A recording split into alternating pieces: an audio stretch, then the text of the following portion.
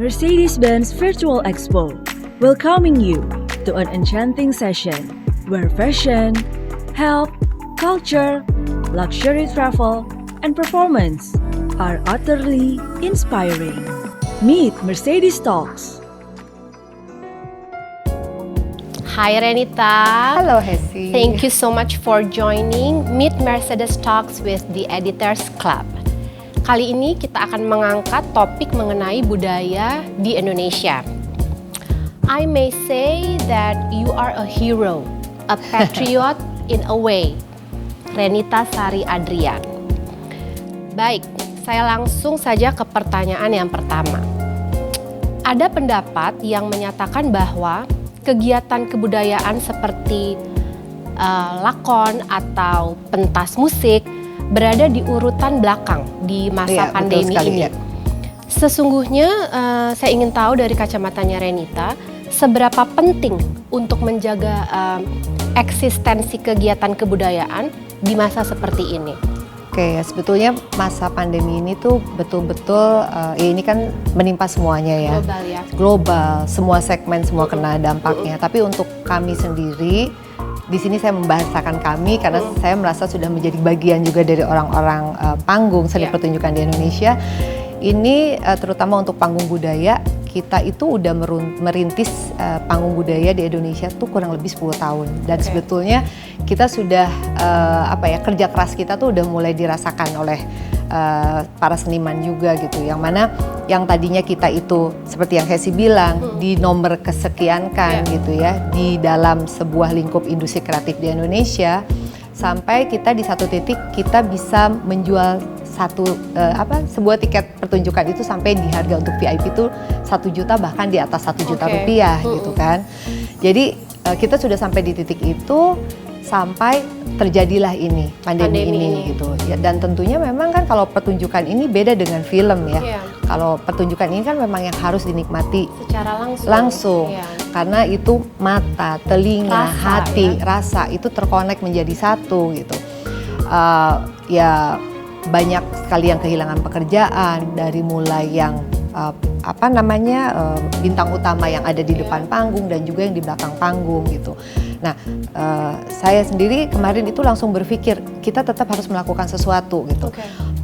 Pada awalnya, pada saat saya berpikir panggung ini harus tetap bisa dinikmati supaya tidak dilupakan oleh masyarakat. Selain itu juga untuk masyarakat sendiri kan kondisi pandemi yang harus diam di rumah ini juga siapa yang nggak stres ya, dan butuh hiburan gitu. Mungkin tadinya berpikiran mungkin ini hanya seminggu, 2 minggu, sebulan, tanpa kita sadari sekarang kita sudah ada di pertengahan tahun ya. Udah 4 bulan gitu.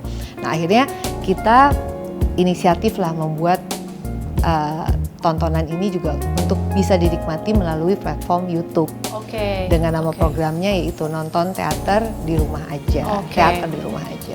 Berarti keeksistensian kebudayaan ini harus tetap berada karena sudah berada di bisa disebut prioritas ya, termasuk di yang diprioritaskan di kesenian Indonesia begitu. Iya, karena kan memang kalau dalam sebuah pertunjukan itu lintas profesi ada di dalam sana. Dan dalam sebuah pertunjukan itu minimum 30 sampai 50 orang itu minimum yang terlibat gitu. Jadi bisa dibayangkan bahwa dalam satu pertunjukan yang kategorinya sedang sampai besar itu bisa sampai 100 sampai lebih dari 100 orang yang terlibat. Jadi kan banyak sekali orang yang kehilangan pekerjaan juga gitu. Anda sudah berkeliling Indonesia dari Sabang hingga Merauke. Iya, betul. Jika bisa dideskripsikan secara singkat, saya tahu Anda memegang bukan moto lah ya, memegang idealism bahwa kekayaan Indonesia itu kaya dan banget. Keren. Kalau bisa dideskripsikan apa sih kekayaan dan kekerenan Indonesia itu secara singkat, what would you say? It's just Indonesia kaya.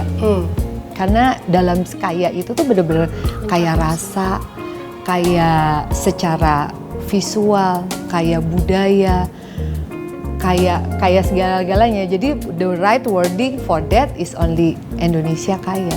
Karena di dalam kaya itu ada ya segala macam, dari mulai kuliner, tradisi, kesenian, sampai pariwisatanya.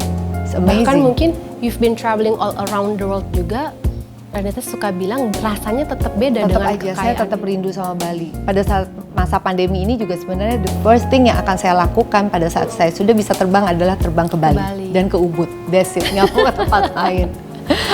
Secara personal nih, event budaya apa atau mungkin boleh Indonesia maupun luar negeri yang apa ya melekat di hati Renita yang tak terlupakan dan kenapa?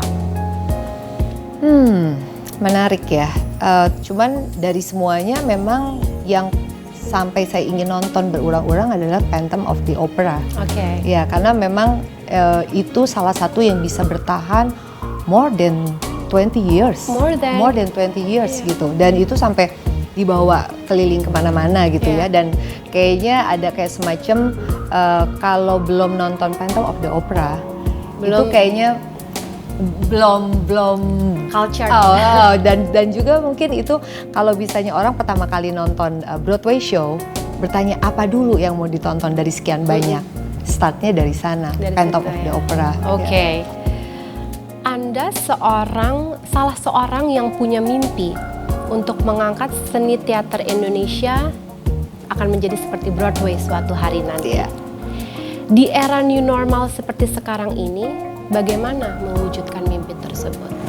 Seperti yang tadi saya di awal udah langsung bilang bahwa kita nggak mau kita dilupakan gitu, karena ini udah kerja bareng sama-sama, melibatkan banyak orang. It's quite satu dekade kita melakukan dalam 10 tahun gitu kan, long way process gitu. Kita tetap harus ada. Salah satunya itu saya membuat ide, lalu saya mengajak semua teman-teman yang tergabung ya pemain gitu ya, terutama pemain pentolan-pentolan dan seniman-seniman di Indonesia untuk mau tidak mau pentas yang sudah pernah didukung oleh kita ini untuk ditayangkan secara ulang. Bisa ditonton. Dan awalnya mereka seperti yang nggak bisa gitu, karena pertunjukan teater itu nggak bisa ditonton ulang, apalagi di YouTube gitu. Kayak mereka juga ngerasa kayak, oh itu kan karya kita. Tapi setelah saya memberikan pendekatan ke mereka, iya, saya bilang nggak bisa kayak gitu. Dunia udah berubah. Even di Broadway sendiri, di luar sendiri, Hamilton kemarin? Iya, itu kan sesuatu yang something yang nggak mungkin sebetulnya gitu kan, bisa dinikmati. Dan akhirnya, Did you watch it? Hamilton? I haven't. Gila, my son is crazy about Hamilton by the way. Tapi udah punya, karena udah download, Udah jadi download, ya. weekend ini rencana mau nonton. Ya karena memang mau nggak mau gitu ya, kita memang harus adaptasi sama keadaan ini supaya kita nggak dilupakan. Adaptasi, that's the key ya. Iya. Tapi ya, it's always better untuk melihat sisi terang dari segala macam hal ya kan? Tentunya. Tentunya.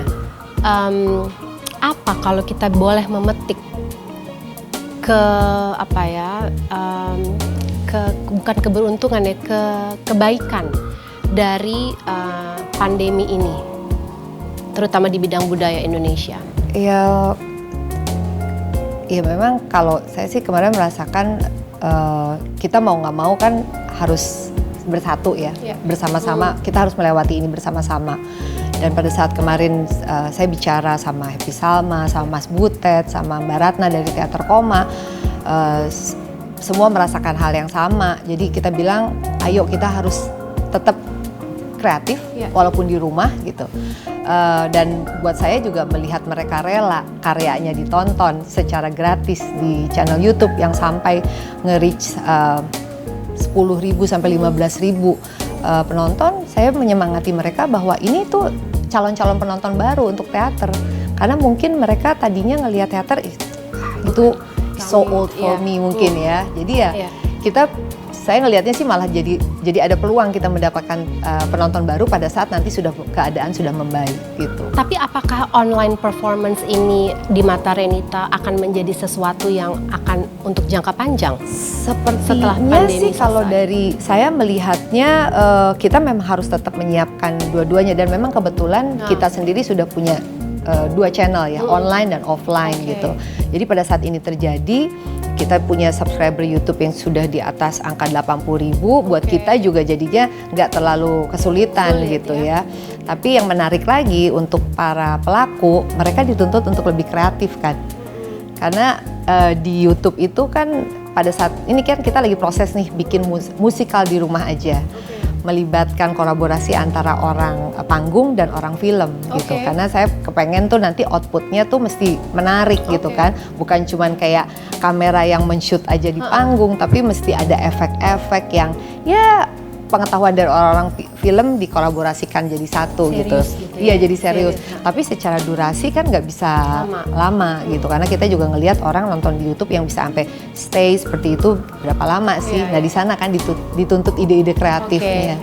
Gitu. See, always the bright side. So I know that you are driving your dream car. Tadi masuk dengan mobil Mercedes-Benz. And I'm very proud as your friend gitu. Ada nggak cerita yang bisa dibagi soal itu? Ya, jadi memang saya merasa having the Mercedes itu adalah salah satu one of my biggest achievement. Karena dulu beberapa sekitar 15 tahun lalu ada satu kejadian yang membuat saya tuh one day if saya bisa melewati banyak hal, if I have money, if I, making success, achievement, saya akan I have my own, and then I will drive that car gitu. Jadi buat saya sendiri juga itu jadi dream itu ya, jadi memotivasi kita dan memang kita harus stay fokus dengan dream kita dan juga kita harus yakin one day that we can achieve that. Okay, stay focused on your dream and you shall achieve it. Once again, thank you so much for participating, Renita Sari Adrian. Thank you, Hesi. Thank you, Mercedes-Benz and the Editors Club.